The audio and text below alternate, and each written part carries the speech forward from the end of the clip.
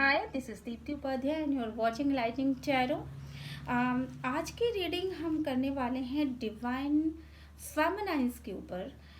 वो divine feminine जो जानना चाहती हैं कि उनकी लाइफ में और आगे क्या हो रहा है। डिवाइन फेमिनाइंस की करंट एनर्जीज कैसी हैं, तो उनकी आज रीडिंग निकल के आई है सामने।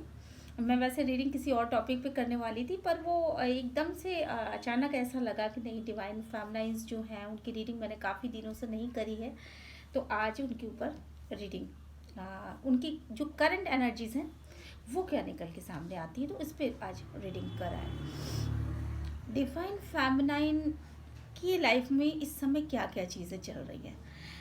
पास्ट में हमने देखा, इससे पहले जब मैंने रीडिंग करी थी तो मैंने बताया था आपको कि डिवाइन फेमिनाइंस, बहुत सारी ऐसी डिवाइन फेमिनाइंस हैं जो कि अपनी लाइफ में आगे की तरफ बढ़ रही हैं।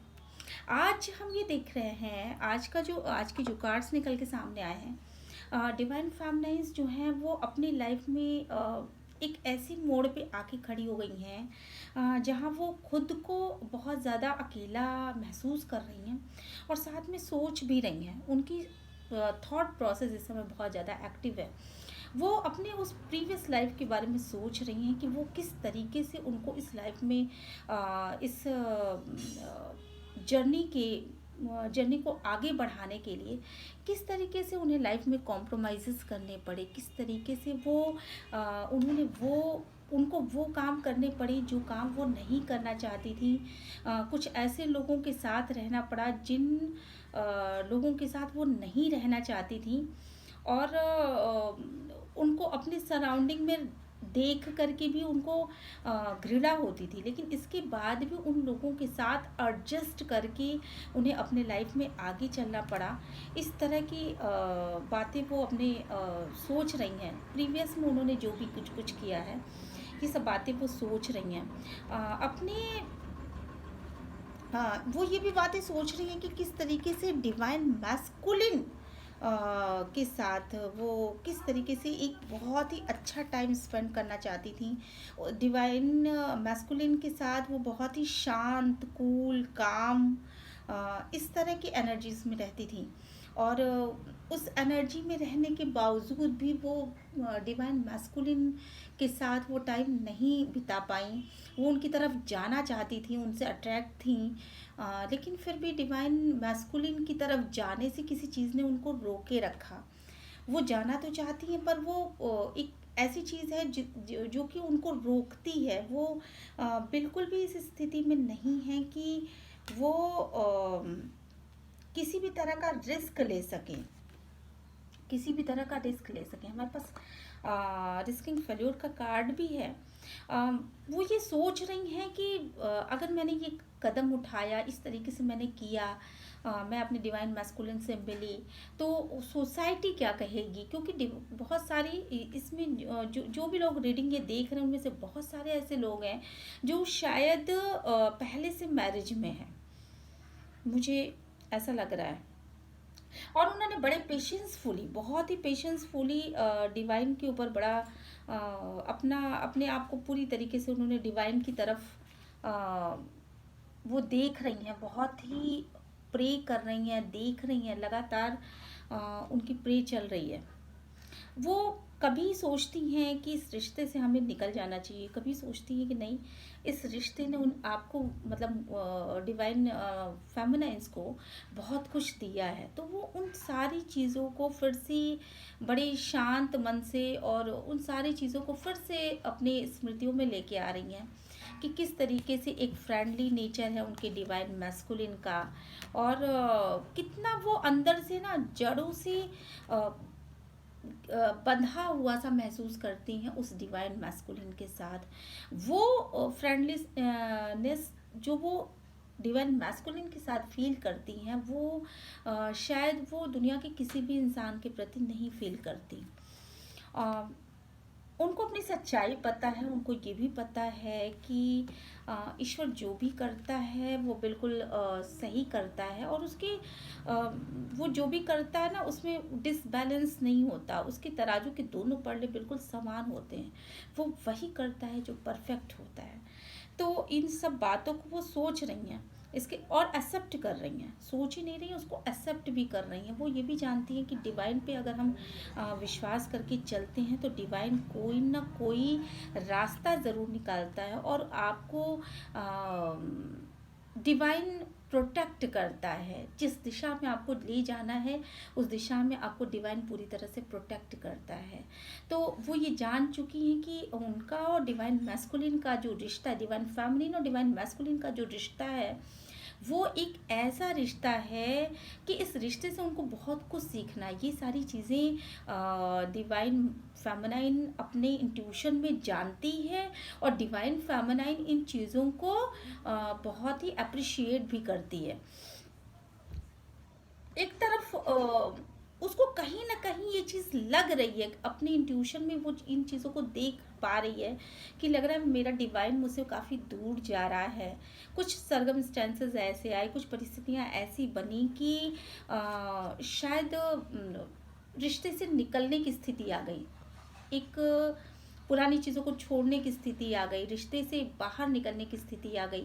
लेकिन इसके बाद भी, और वो दोनों ही, एक नहीं बल्कि दोनों ही, डिवाइन मैस्कुलिन और डिवाइन फेमिनाइन, दोनों के साथ सेम चीज़ें हुई कि वो बिल्कुल जो वो एक रिश्ता था जो उसमें डूबे रहते थे एक दूसरे के ख्यालों में, उन ख्यालों से वो बाहर निकलने लगे और अपने अपने रास्ते पर आगे बढ़े। लेकिन इस रिश्ते को डिवाइन की मंजूरी मिली हुई है, वो डिवाइन इसको प्रोटेक्ट करती है। इसलिए चाहे चाहे डिवाइन फेमिनाइन कितना भी इन बातों को सोचे, डिवाइन मैस्कुलिन कितना भी इन बातों को सोचे, ये रिश्ता जो है वो एंजेलिक सपोर्ट में है। गॉड इसे सपोर्ट कर रहा है और इसको एंजल्स की ब्लेसिंग मिली हुई है। तो इसलिए मुझे नहीं लगता कि ये रिश्ता जो है वो कहीं से भी टूट पाएगा, कहीं से भी वो ख़राब हो पाएगा। तो डिवाइन फेमिनाइन इस समय काफ़ी ज़्यादा सोच में है। वो अकेली पड़ी हुई है, वो ये बहुत करेज के साथ अपने पथ पे आगे तो बढ़ रही है, लेकिन उसको ये लग रहा है कि उसको कोई भी सपोर्ट करने वाला नहीं है, और उसका सपोर्ट सिस्टम बिल्कुल ख़त्म हो चुका है। कोई भी काम वो नया शुरू करना चाहती है तो वो ये सोचती है कि मेरे आसपास ऐसा कोई भी इंसान नहीं है जिससे कि मैं सपोर्ट ले सकूं। डिवाइन मैस्कुलिन से भी इवन वो सपोर्ट की उम्मीद नहीं कर पाती है। तो ये सारी चीज़ें डिवाइन मैस्कुलिन और डिवाइन फेमिनाइन के दिमाग में चल रही हैं। और इसके साथ ही वो अपने ना अकेले में जब भी वो रहती है डिवाइन फेमिनाइन, वो अपने बारे में बहुत ज़्यादा सोचती है, वो अपने इनर वॉइस के बारे में सोचती है, अपने अंदर की उधेड़ बूंद में लगी रहती है, किस तरीके से उसे स्टेप लेना चाहिए, किस तरह से उसने लाइफ में अपने फुलिश स्टेप्स भी लिए हैं, किस तरह से वो धीरे धीरे एक अपनी निगेटिविटी को छोड़ पाई, किस तरीके से वो आगे बढ़ी इस लाइफ के इस जर्नी में, वो उसे क्या क्या प्रॉब्लम्स फेस करनी पड़ी, इन सब चीज़ों के बारे में इस समय वो काफ़ी ज़्यादा सोच रही है। लेकिन उसने ना मतलब सोचने के बाद उसको कोई स्ट्रेस नहीं हो रहा है, अपने माइंड में उसने कोई स्ट्रेस नहीं रखा है, बल्कि वो सोचने के बाद भी उसका ना मतलब वो बर्डन फ्री है इस समय, बिल्कुल भी, मतलब सोच तो रही है उसने, वो सारी चीज़ें फिर से उसको रिकॉल हो गई हैं, लेकिन वो कोई बर्डन फील नहीं कर रही है, किसी भी तरह का बर्डन फील नहीं कर रही है। और उसको ये भी लग रहा है कि शायद एक बहुत बड़ा चेंज आया है उसकी लाइफ में, और